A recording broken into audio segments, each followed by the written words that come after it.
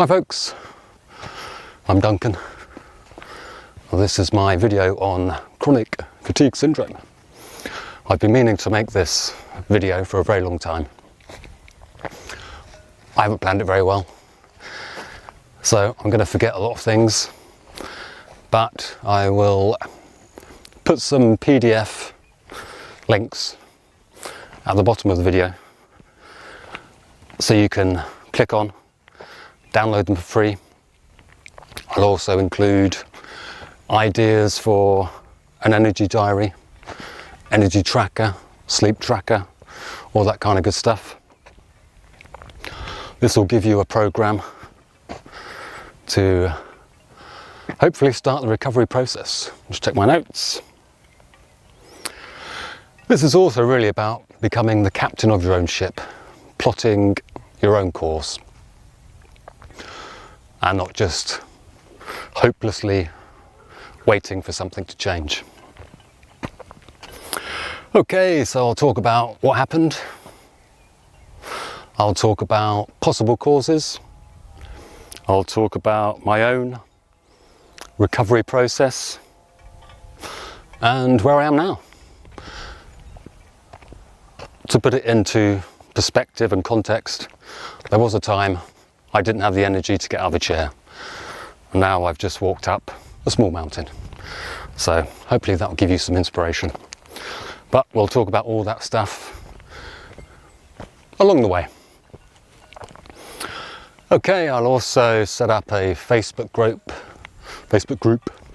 that people can log into. Again, I'll put all the PDF stuffs up there.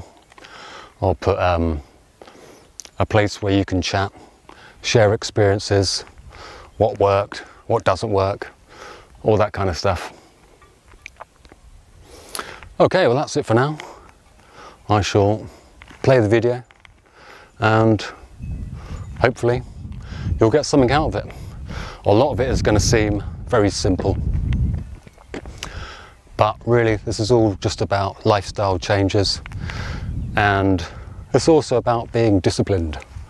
So sometimes when I started to feel better, I would fall back into bad habits, and then of course I'd become unwell again and the old fatigue would come back. So really it's about being disciplined with these things, keeping a track of what happened, but like I say, we'll discuss all that stuff along the way. So, see you at the end. It was some 15-20 years ago. I was living in Lisbon and I woke up one morning and I felt completely exhausted. It was, how can I describe it? I guess like a hangover, but I hadn't been drinking the previous night or the night before.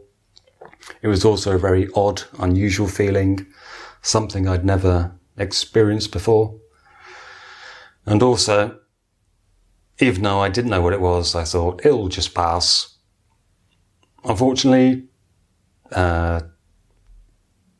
days turned into weeks, weeks turned into months, months turned into years, and it was still the same. I still felt very, very fatigued. There were times that I couldn't sit up properly. I couldn't get out of the chair. Everyday tasks were very difficult. They were a struggle. And this was also after getting blood tests. I think I saw 3 or 4 doctors. There was nothing conclusive. And during this time, I was investigating, researching, looking for a solution. Even in my very dark moments, I suppose, or when I was struggling a great deal, there was always this, or often, there was this voice, my own self-coach, whatever you want to call it, that reassured me that I would recover, and when I recovered, I would share with other people what I did. So this is the purpose of this video.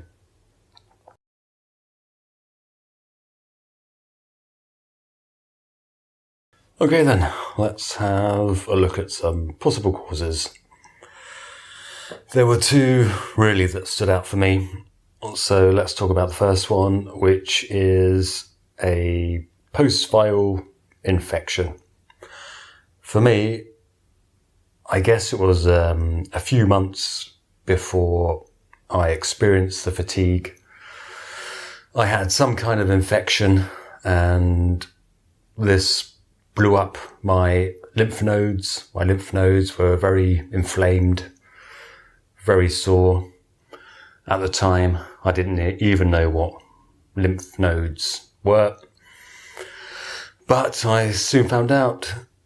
So I guess really this is, again, just my personal opinion. That happened. So I had some kind of infection.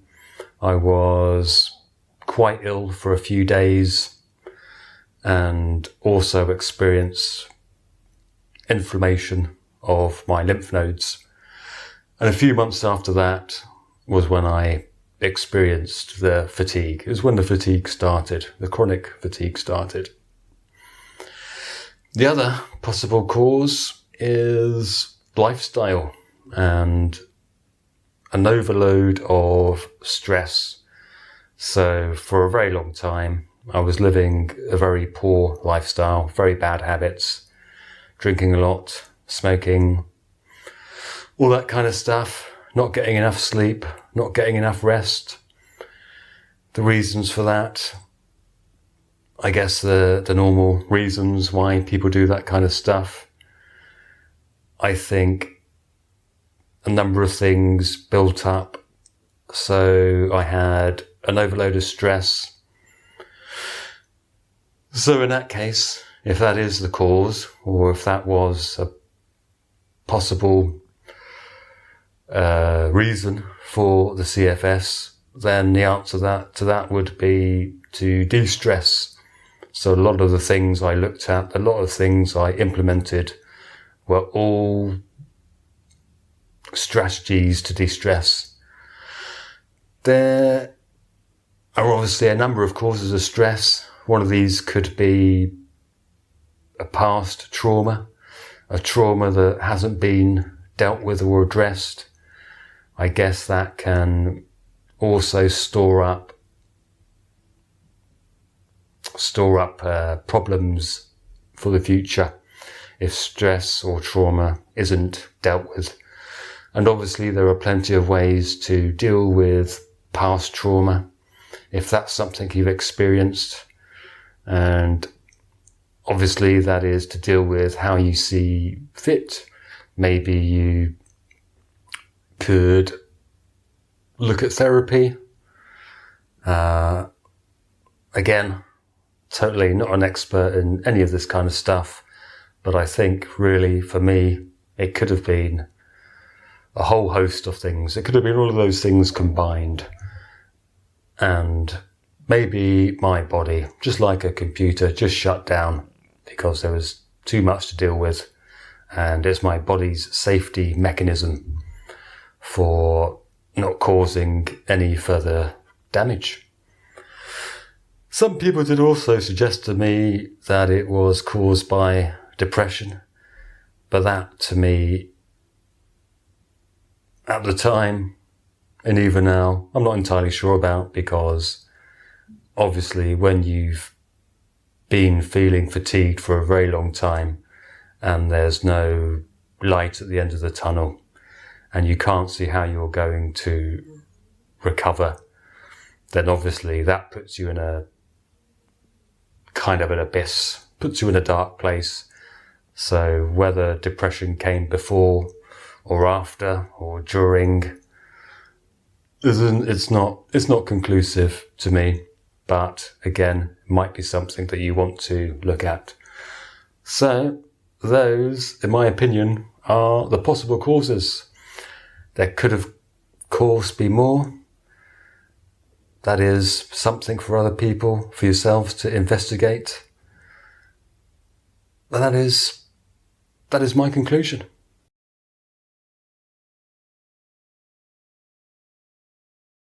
It's all in your mind. I'm not entirely sure what people mean when they say that. When someone says it's all in your mind, do they mean you're just imagining the symptoms? I don't know. I think if there is any possible connection, maybe it might be like the old saying, to worry yourself sick. So if you can worry yourself sick, then you can also engage your mind to make something better. But I think it's all in your mind. It doesn't work for me. As anybody knows who is suffering from it now or has suffered from it, it's certainly not your imagination. You don't really imagine being exhausted. But it did give me another avenue, another tool, another strategy, made me think about stress. So, like the old saying says, if you can worry yourself sick, perhaps you can use your mind considering things like stress, trauma. Maybe that was all part of the toolkit that you need. And it made me think along those lines of what else could I do?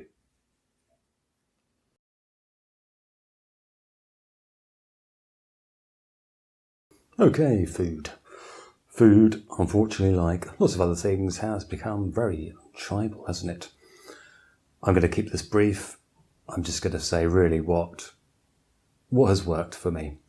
And, it may sound a little bit silly, but the importance of it that I discovered. For example, we all know sugar is very bad for us. However, I very vividly remember a time many years ago when I was I was having a good day, unusually. So if we look at energy levels from, let's say, 1 to 10, I was at a 5.5, which was very unusual for me. So I decided to treat myself, and I bought a big cake. Well, a Chelsea bun, whatever it was, something like that. And I sat down, I took 1 or 2 bites out of it, and had a complete crash. So this put into my mind that I really needed to experiment with different foods, diets, and to see which I did the best on.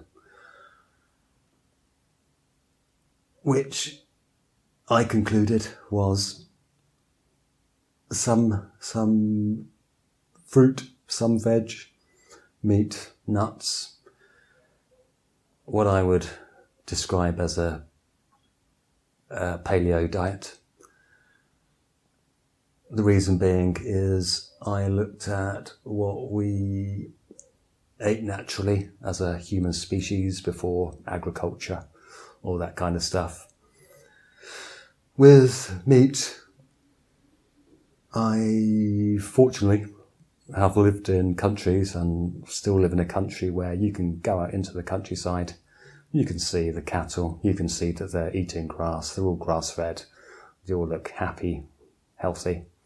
I don't know, do cattle look healthy? They certainly don't look distressed or anything like that.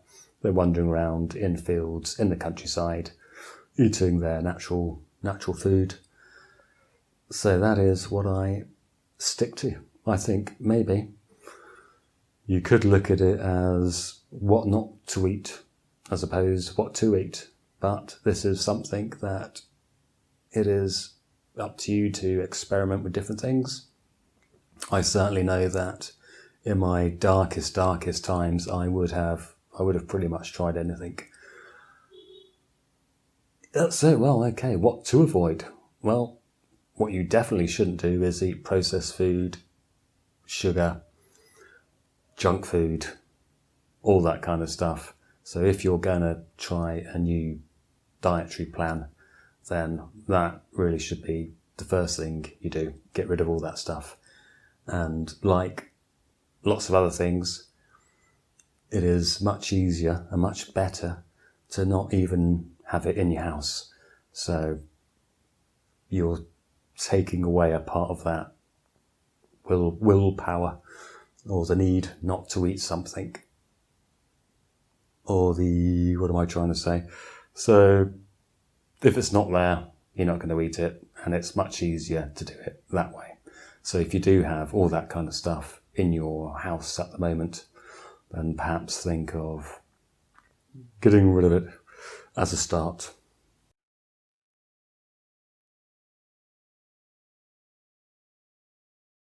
Hydration, keeping hydrated. What made me think I wasn't drinking enough water was I'd been sleeping. I'd been unusually, for me, sleeping well. I hadn't been waking up in a night, what I thought was a good night's sleep.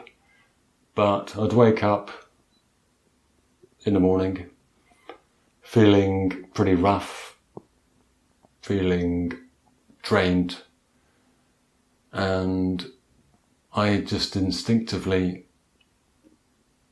had, I think I drank half a litre of water and carried on drinking, and I felt it perk me up. And so then I started to become more disciplined about drinking water and keeping hydrated. One of the ways I did this, and I still do it, I still forget sometimes to keep hydrated, and I pay for it. But one of the ways I do this is I get 1.5 litre of water. I keep it somewhere it's visible, or I keep it in the fridge, so every time I go into the fridge I can see it and okay, yeah, I need to have a drink.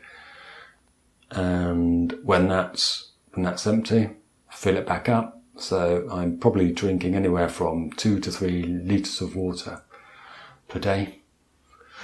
If water's boring, then you can always get yourself a glass jug, fill it with, put some herbal tea in there, some ginger, some lemon, spice it up a bit.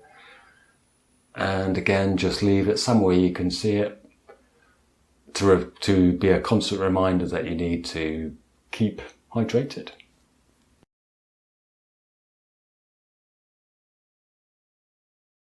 Exercise. So exercise, movement, stretching. These, again, are part of my daily life now.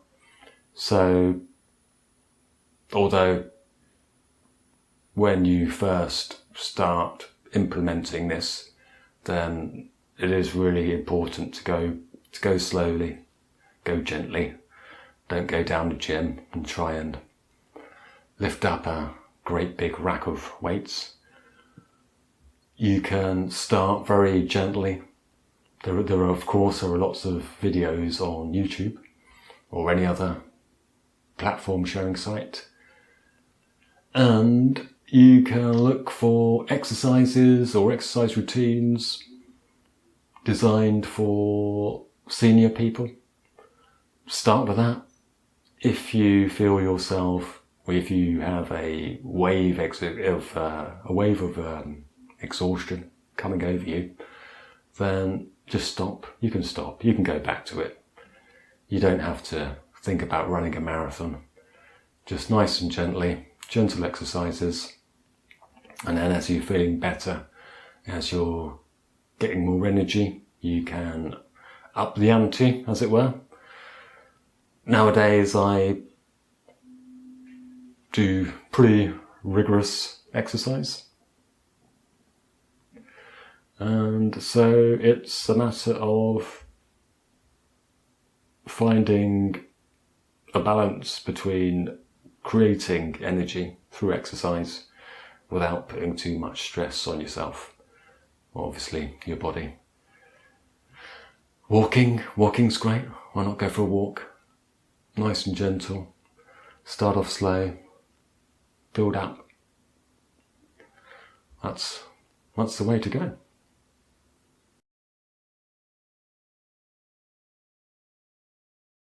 So I decided to put meditation and nature together. The reason being is I find being in nature very meditative and helps me to relax. I think many of us are drawn to fires, we're drawn to water, and we're drawn to the earth. So this is a combination that helps me anyway to calm, to de-stress, and is also a great place in that case to meditate. I remember, it's quite a few years ago now, I was going for a gentle walk in the local park, and it was a lovely summer's day, which obviously, being English, is something to be grateful for when it's sunny. And it was full of families, children laughing, playing, families together. And I just sat on a park bench, closed my eyes, and listened to the sounds. Listened to the sounds of the people, listened to the sounds of the birds, to the trees rustling, all the sounds of nature, which for me puts me in the present moment. I'm not thinking about the past, I'm not thinking about the future. I'm in the present. I find it very grounding, beneficial, etc. Again, very easy thing to do. For example, as I just briefly explained, you could meditate on the sounds, you can feel the breeze, you can focus on the breeze on your skin.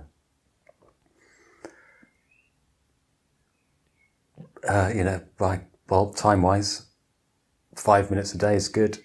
5 minutes a day is better than no minutes a day. If you have a nice garden, if you have a nice park nearby, if you don't make an effort, in that case, to get out into the countryside and immerse yourself in it, be in the present, be in the moment. Okay, so visualization. Why do I do it? Okay, well, it helps me to keep on track to where I want to go. So I visualize on being on a small yacht in the ocean with winds in my sails, feeling excited, enthusiastic and grateful to be alive. That's one of my visualizations. And it helps me to, again, comes back down to the discipline. It helps me to stay on track, keep on the right path, and gives me something to strive for.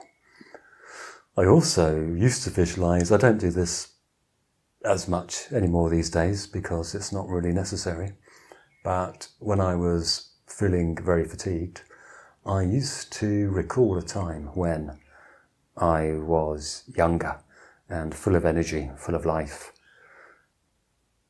full of energy, full of life. And for example, I'd visualize myself or recall a time when I was playing rugby or taking my dog for a walk, a very energetic walk.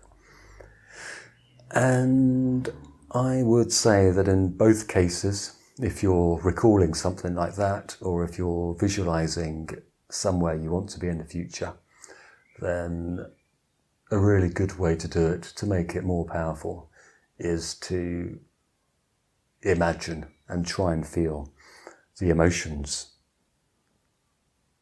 that either you're recalling, to recall how you felt to really put yourself back at that time.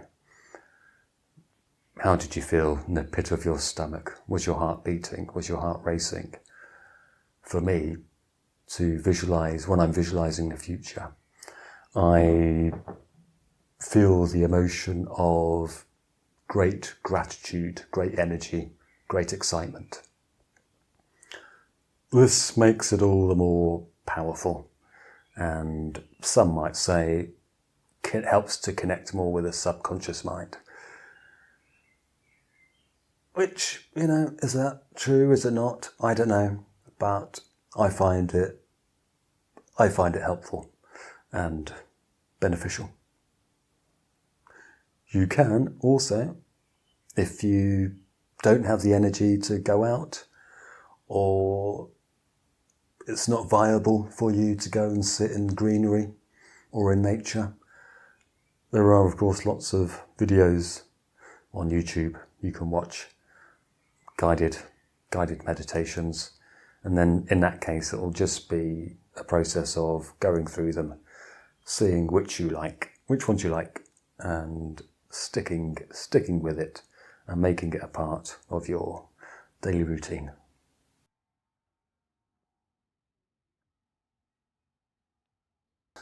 Visualization. Why does it help, or why do I believe it helps? Well, visualization has of course been used for a very long time in human history, and for me, if I sit down, visualize, kind of like in a meditation type of way, it keeps me on course.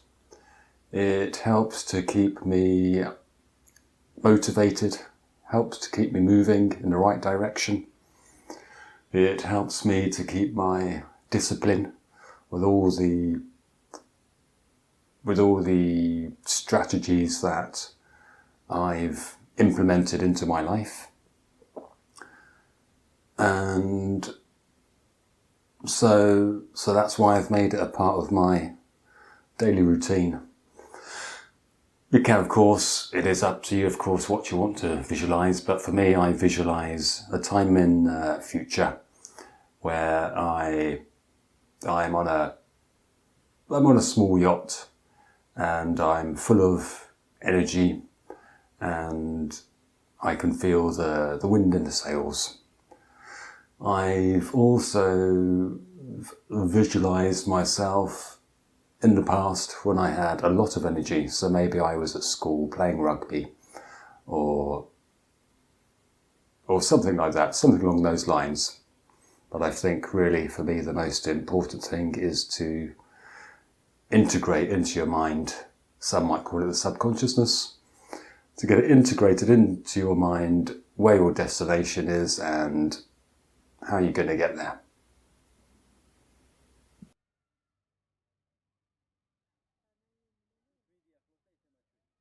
Gratitude.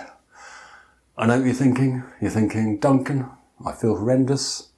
Why on earth would I give gratitude at the moment? Well, again, it helps when you're going through a difficult time, when you're going through a struggle. It helps to keep things, for me anyway, personally, it helps for me to keep things in context, and helps me to put things into perspective. I remember many years ago when I used to live in Thailand, there was a man who lived in the neighbourhood, and he got around on a skateboard because he didn't have any arms or legs. But he was a very, very positive person, always had a big smile on his face. And I often used to wonder, how can he stay so positive given his circumstances? Well, that's kind of inspiring for me. And, it has inspired me for a long time.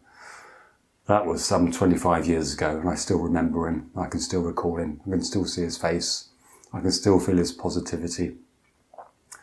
And the reality is, it could be a lot worse. I mean, I'm still alive. And there are people in very bad, worse situations, younger than me.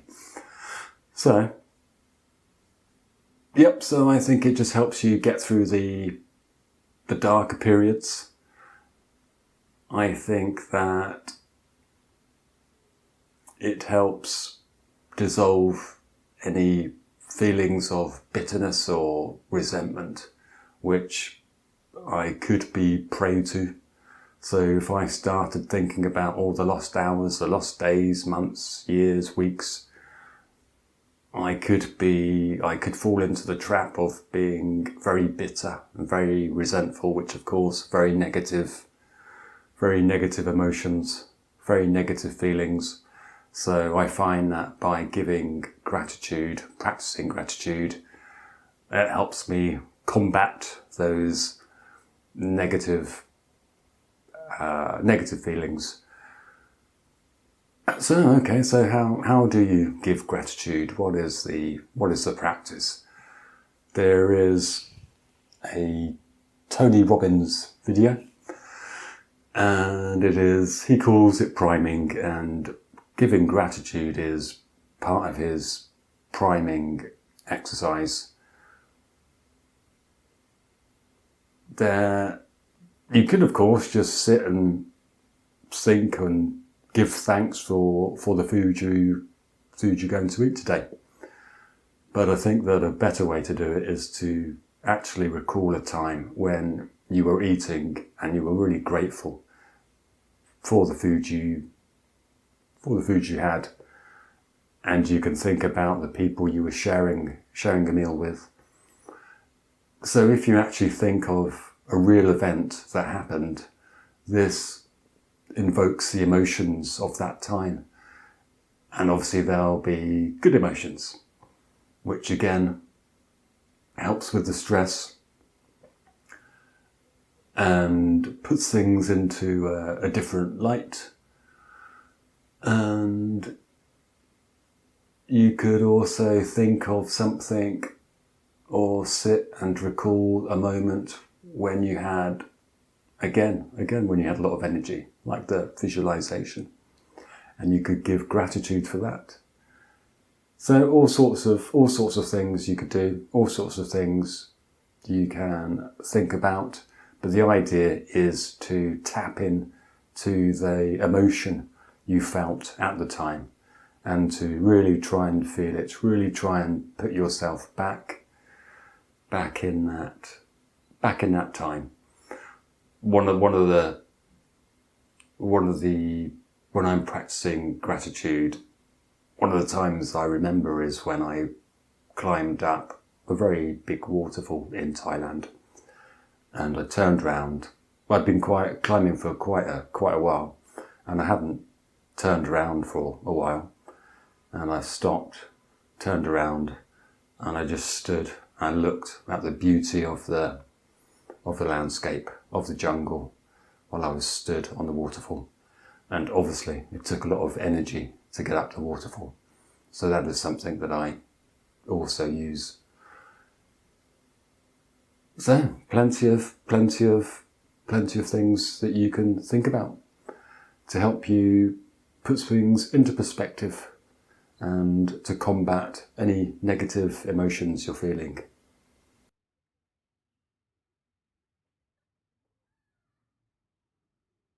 I'm sure you've heard it all before. I'm sure you've looked up, researched how to get a good night's sleep. So what else could I add to that? Well, I guess it would be, how disciplined are you about doing it? A way to keep disciplined, of course, is to keep a sleep diary. But for me, there are some pretty simple, basic things that I do. And when I forget to do them, then I'm going to struggle to get a good night's sleep. So the first one that I've noted is, don't fall asleep on the couch. The first few hours of sleep are some of the most important. So if you fall asleep on the couch or anywhere that's not in your bed that you're not going to stay, then you're going to have to get up at some point and move to bed. That is a disturbance in your sleep cycles. The old 8 hours. Do we need 8 hours? Is anyone sleeping for 8 hours? Not me. I think that for me, probably if I get 7 hours, then I'm probably going to have a good day the next day. So let's have a look at insomnia. I'll talk about insomnia. How to combat or tackle insomnia. There are two types as far as I can see, as far as I'm concerned: not being able to get to sleep, or waking up in the middle of the night and not being able to get back to sleep. Well, my strategy is the same for both. So if I'm struggling to sleep, which doesn't really happen to me, what happens to me is I can fall asleep very easily, but I often wake up in the middle of the night, which, if we wanted to talk about that at length, is quite natural and normal. We would have woken up at some point when we lived as a tribal people, going around in groups, tribes. We would have woken up to check if there was danger, which is all very well, but not so great if you can't get back to sleep. So, strategies for both situations. You can stretch. Again, there's some really nice, easy, simple stretching routines you can find on YouTube that give your whole body a stretch. So you can either stretch before you go to bed. You can stretch if you wake up and can't get back to sleep. So what I do is get up, have a stretch, and then I lie back down in bed.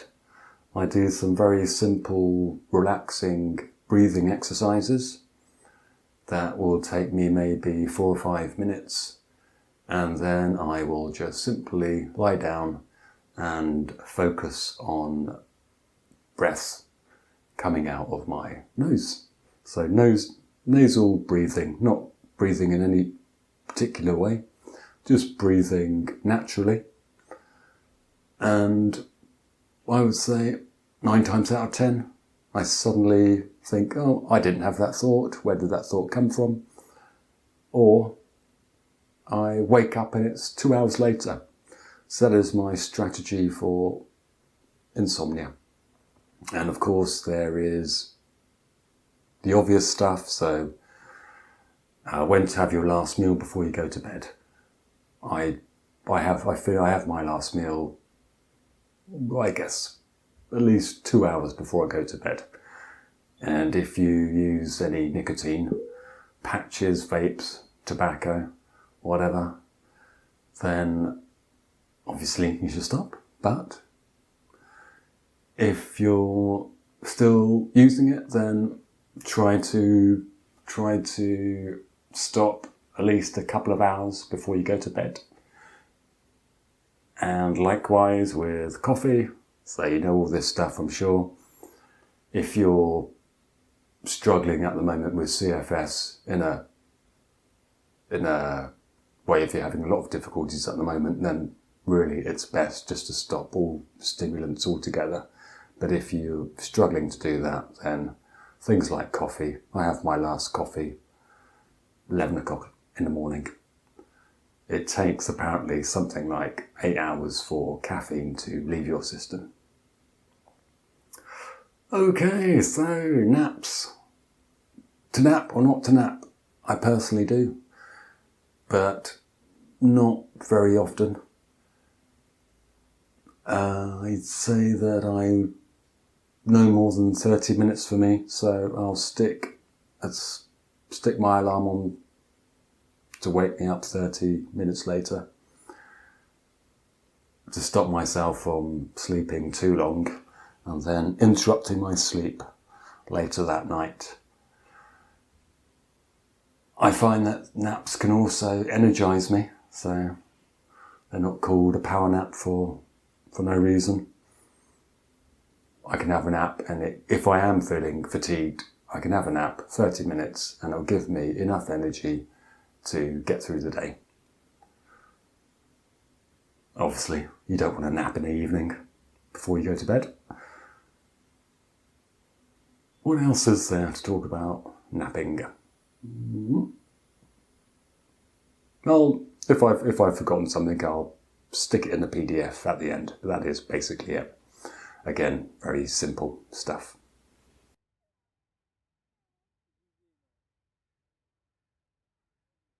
What can we say about relationships? Well, for me, again, I'm just going to talk about myself and how I look at relationships, in what different angles and aspects, and why I do. Obviously, I'm not going to advocate for not speaking to someone or any of that kind of stuff. So what I will say about it, though, however, is try to be selective, or at least I try to be selective in who I spend time with. Obviously, that's not always possible with people who are close to you, family members, colleagues, friends, etc. But I find in life that there are people who can be, I'm sure they don't intend to be, but they can be energy vampires. So who am I talking about? What kind of person is an energy vampire? So for me, an energy vampire would be someone who just really has a negative, very negative outlook on life. Any subject you bring up, or any subject that they may bring up, and they start talking in a negative light, and you try to bring it round to something positive, or try to put it in perspective, but they are determined. They are determined to always look on the negative side of life. And also people who are constantly critical. If you suggest something, they'll poo-poo it. They'll shoot it down. They'll find a negative way to look at something, an idea, a suggestion, whatever it might be. Which, of course, constructive criticism should be welcomed. But unfortunately, that's not always the case. For example, talking about the kind of people who, if you said you were thinking of starting a business, they'd very quickly pipe up and let you know that the majority of businesses fail in the first year. That kind of person.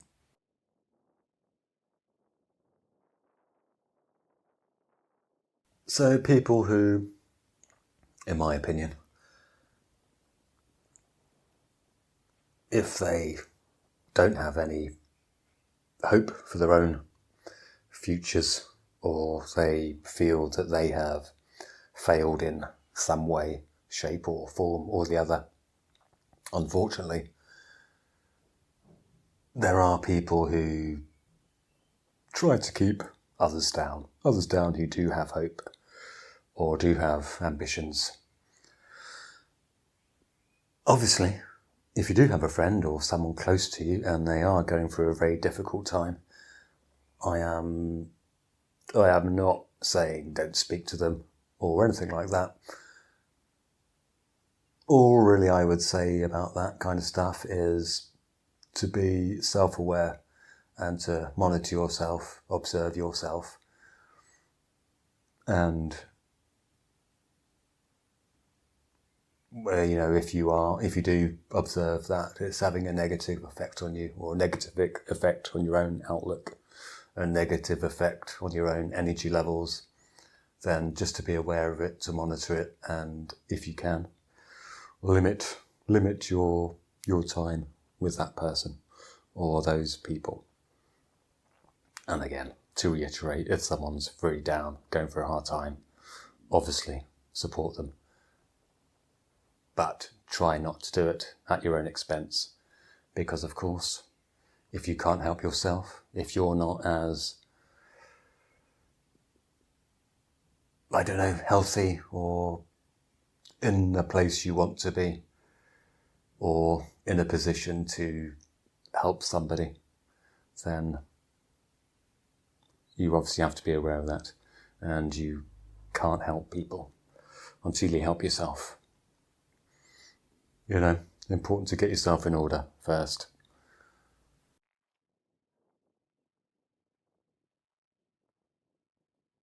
Okay, supplements. This is going to be a very brief one. The only time I tried supplements, vitamins, whatever, this is going back a good few years ago now. I tried some B vitamins. I can't remember exactly what they were, probably multi-B vitamins. When I first tried them, I guess it must have been a week, well, maybe a week, I did feel change, did feel a difference. But after that week, I continued taking them. I didn't make any changes, as far as I can recall. I didn't make any changes. And they didn't seem to work anymore. So I'm pretty sure I didn't change anything else. So that was my very brief experience of supplements. I did finish them. I came to the end of the bottle, and I ordered some more. But yeah, no effect. If you have tried supplements, if you've had success with something, then feel free to share. But really, for me, that made me focus more on getting vitamins from natural sources. Food, sun, etc.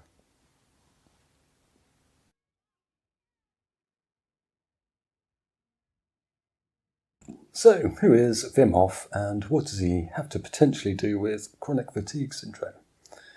For those of you who don't know, Wim Hof is also known as the Iceman. He has broken all sorts of various endurance records, for example, swimming under ice, all that kind of good stuff. And he was someone I looked into to see if his method of deep breathing and cold water immersion would be something that would help with my energy levels. I'll stick some links in the description so you can have a good look for yourselves. I didn't do it long enough. I didn't practice his method for long enough to ascertain whether or not it was effective for chronic fatigue. However, there were some conclusions I came to. For example, I find it more effective if I take a cold bath or do cold water swimming as opposed to a shower, although a shower is good enough. It still worked for me. Obviously, a word of caution, if you have a heart condition or anything like that, any kind of medical condition, then you need to be careful and cautious because, well, it can be a shock to your body if you immerse yourself in cold water. Even having a cold shower can give you a bit of a shock. I had a cold bath in Sarajevo a few years ago when I was living there. Outside there was deep snow, and I don't know, maybe it was an act of desperation or whatever, but I filled up a very deep bath of water and just climbed in it just to see what would happen. And, well, I did feel energized, and when I have a cold shower now, I feel energized, but I generally find that it's a very temporary. When I'm in the cold, I feel energy, but I don't know, maybe 5-10 minutes later, after I'm out of the cold and warmed up, the situation returns to the same. So I used to still feel fatigued. There are, however, other benefits I found doing this, and namely, it's good for my mental discipline, I found. If it's, early in the morning, or really any part of the day, getting in a cold shower is the last thing you often want to do. So overcoming that block in your mind, in your brain, trying to convince you not to turn the cold water tap on, and you overcome that and you just turn it on, you just do it. I've found that this has helped me in other areas of life, of being able to get on with things that I need to do and things that I don't want to do. So it helps with mind over matter, as it were, keeping me disciplined and enabling me to have greater control over my mind. Yeah. Okay, so what else can we say about that? Yep, so the deep breathing, very simple. You take 30 deep breaths. Wim Hof says it doesn't make any difference whether you take the breaths through your mouth or through your nose. So you take 30 deep breaths, you exhale. On your 30th exhale, you hold your breath. You hold your breath for at least 1 minute, or for however long you can.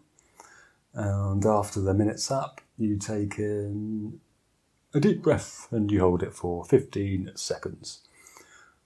Even though his method wasn't conclusive to me to be effective for CFS, I am convinced by the benefits to the immune system. So obviously, if we're thinking about the causes of chronic fatigue, one of them being post-viral infection, then obviously having a strong immune system is going to be beneficial. And you should, I advise watching Wim Hof anyway, because he's a very positive character. He's full of energy and inspiring, in my opinion.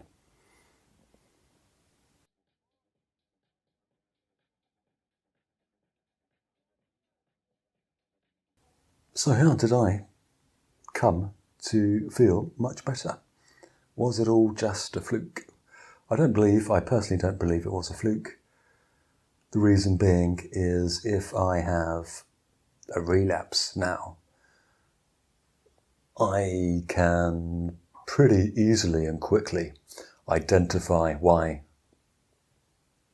I've relapsed or had a mini crash.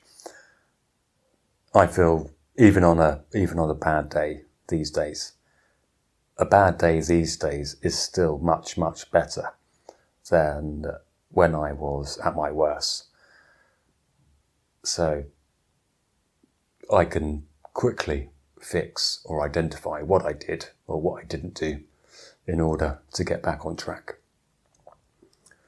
And I also believe that if I knew back then what I now know, what I've gone through via trial and error, I personally believe I would have recovered a lot quicker. Is there anything more to say about that? No, I don't think so. It will be interesting for any of you who do implement the things I talk about in your lives. It would be interesting to see any changes that you experience. So again, if I decide to put up a Facebook page, Instagram or whatever, then that'd also be a good place to discuss such things.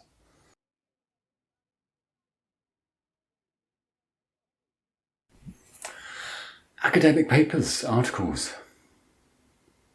I'm not saying not to read them. Some of them can be very insightful. But I would exercise some caution because they're not the greatest communicators, and often they're talking from academic to academic, and it can be very laborious looking up different words, meanings, things you don't understand, and when you're very fatigued, this is a real drag. And I'm not entirely sure they are written for general public, but I also find this on YouTube videos, that when you have a couple of academics talking to each other, it's very difficult to follow. And when you just want simple, quick answers, they're not the best sources to go to.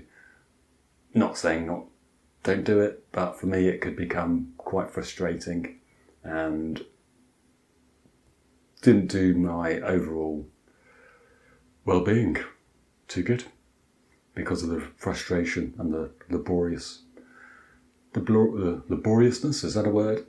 The laborious nature of it, shall we say. And it really was the last thing I wanted to do when I was very fatigued. I also found that they often led to something to be paid for, whether it be supplements, consultations, things to further download, and they would just lead you down the garden path, and you'd be none the wiser after it. There are good articles out there from professionals who can communicate effectively, and I would just keep an eye out on that stuff. I mean, I used to subscribe to, I don't know, three or four people that spoke about adrenal fatigue and CFS, and it didn't go anywhere. There are much better articles to read. You just really have to identify them, and it's not difficult. If you find something and the writing's clear, it's short, it's precise, yeah, stick with them.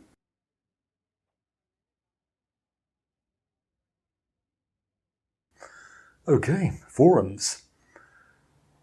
This is actually how start again. Okay, so I was looking at Wim Hof when I first came across him and wondering whether or not his method or his practice would be useful for chronic fatigue syndrome.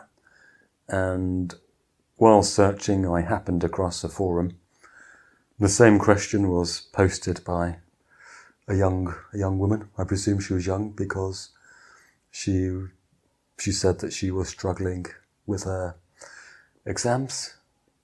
And as I went through the comments, I was a little bit disappointed, to say the least.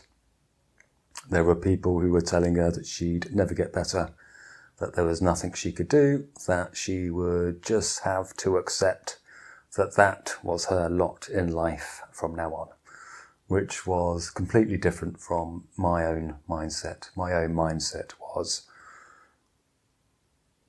I'm going to find a way. I'm going to find a way out of this, and I'm going to keep on searching until I do. And when I do find a way, I'm going to share it with other people. So it was, a lot of the people on there had a very different mindset to what I had.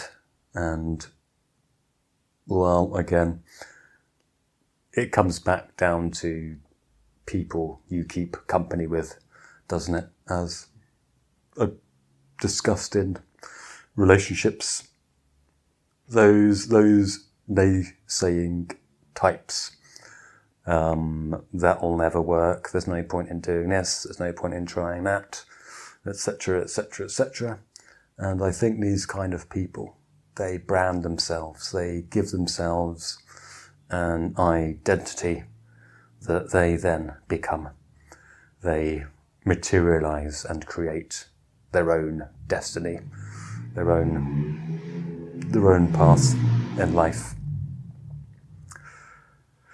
What else to say about that? Yeah, I guess it also comes back to visualizations. So another important part of why I visualize things is so I don't get lost or stuck in the doldrums like some old sailors with no wind to power their sails. You're not going anywhere. You've kind of predestined that you're not going there, and there's nothing you can do about it. You know, not great people to associate with. And unfortunately, there were lots of these very similar negative comments. People who have told themselves they're never going to get better. Well, they've just created their own destiny, haven't they? Unfortunately, they probably never will get better unless they have a shift in their mindset and give themselves a chance and start implementing things, taking action instead of just allowing it to happen to them and not doing anything about it. Which, again, brings me back to the whole forum thing. If I do start it, I'm not saying, if you are having a really difficult time and you do need some help and support, then by all means do so. What I'm really saying is, well, if we do it, let's try and avoid telling people, they're never going to recover. That doesn't work. Perfectly fine to say, oh, I tried that. It didn't work for me. Does anybody have any suggestions? This is what I did. Can anyone see what else I could have done? That is all good stuff. That's what we want. What we don't want is the naysaying types. And again, just to reiterate, if you are having a hard time with this, then obviously reach out to someone.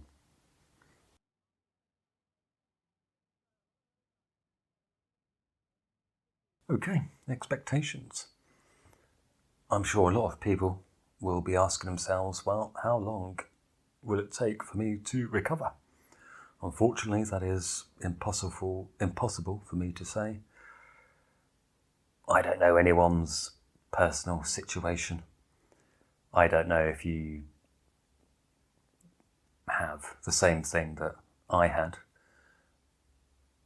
Obviously, no way of me knowing your personal circumstances, but I'll just go back to what I said before, which was, I believe that if I had implemented the changes sooner that I discovered through trial and error, I believe I would have recovered a lot sooner than what I did. There will be, if you have the same experience as I did, over a long period of time and after implementing lifestyle changes, I had days when I had really good days. They might only last a day, sometimes 2 days. This over time gradually increased. But what would happen is, say for example, I had a good 3 days and I got all excited and I thought, wow, I have finally cracked it.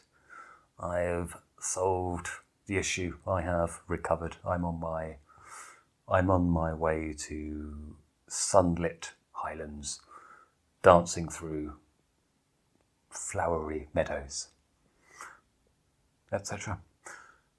Then I would have a great big crash, and that crash would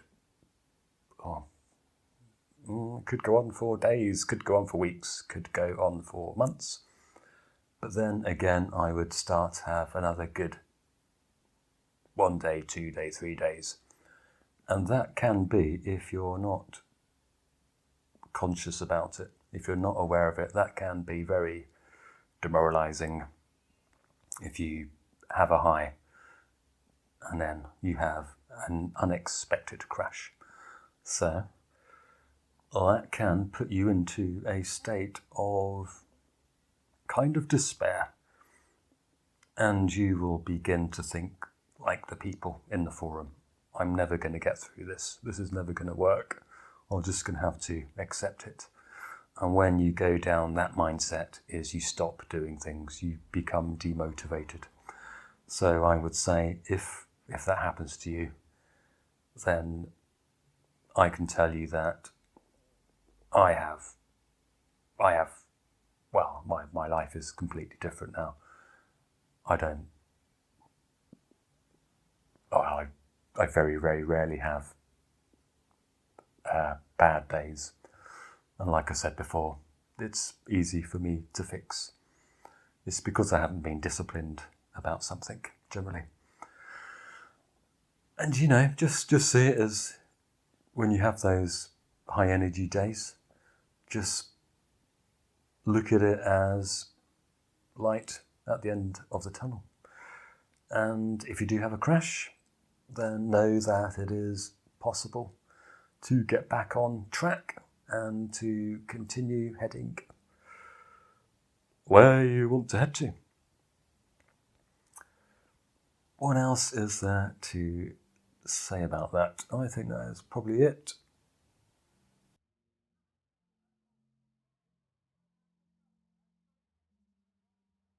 Well, that was a long video, wasn't it? I only intended to make it 20 or 30 minutes, but the more I thought about it, the more I recalled, and turns out I had quite a lot to say about it. Well, I feel my debt to the universe, to the Lord, to my inner champion, or whatever that voice was that guided me, has been paid off. And if it helps one person, it'll all be worth it. So, to wrap it all up, let's go through some key points, some key takeaways. Okay, so what is it? What is chronic fatigue syndrome?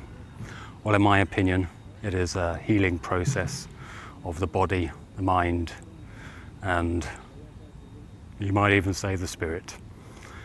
The spirit because of the meditation stuff, the giving gratitude. The mind, obviously the stress, the body, self-explanatory. All putting the energy back out there, gently and slowly, to bring it all back. So, talking about stress, if it is caused by stress, then the obvious answer is to de-stress. If it's caused by, for example, unchallenged trauma, all that kind of stuff, or just a build-up of stress for various reasons, life reasons, normal life reasons that we go through, and hasn't been challenged, we need to cope with it, deal with it, then yep, the answer is to de-stress. If it is caused by a post-viral syndrome, then we need to be of healthy body, healthy mind, at least, and healthy spirit.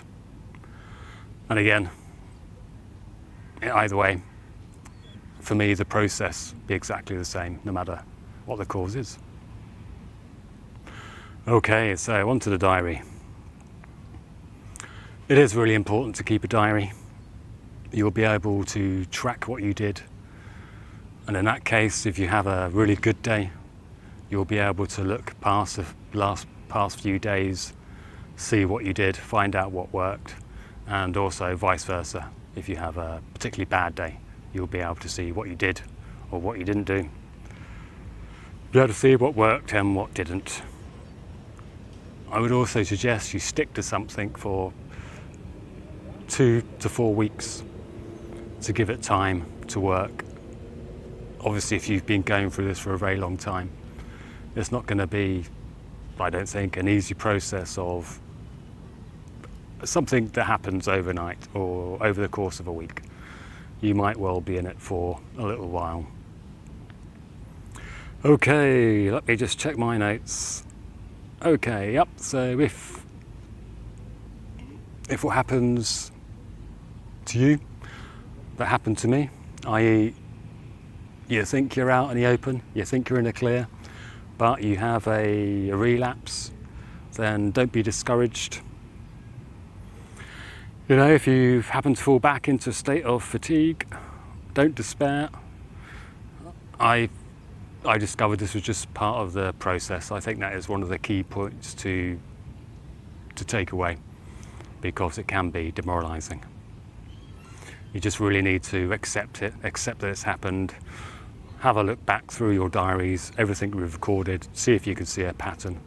It might well be that you can't. So in that case, just keep going. And remember to be the captain of your own ship and to get back on course. The other important thing is to try and be disciplined, try and be consistent. Oh, how rude. And that way, you know, through being consistent, through being disciplined, you'll keep on course, keep on track. But at the same time, if you do, I don't know if you, I mean, for me it certainly happened. There were periods when I just thought I couldn't be bothered, or I stopped exercising, meditating, recording how much I drank. Obviously don't be hard on yourself. If you're hard on yourself, that'll cause you more stress, and that obviously won't do you any good. So just keep going, be consistent, don't beat yourself up if you take a break. Where to go from here? So I'll leave some links at the bottom of the video that will take you to a website. You can download various PDFs for free. I'll include templates, things you can print out for an energy diary, sleep diary perhaps, definitely an energy diary, and just everything we've covered. I'll also leave some links to some paid stuff if you don't want to, well, it's up to you. I'll leave some links to some paid stuff, but everything you need, everything I've covered, every process I went through and that I believe helped me to recover is all for free, of course.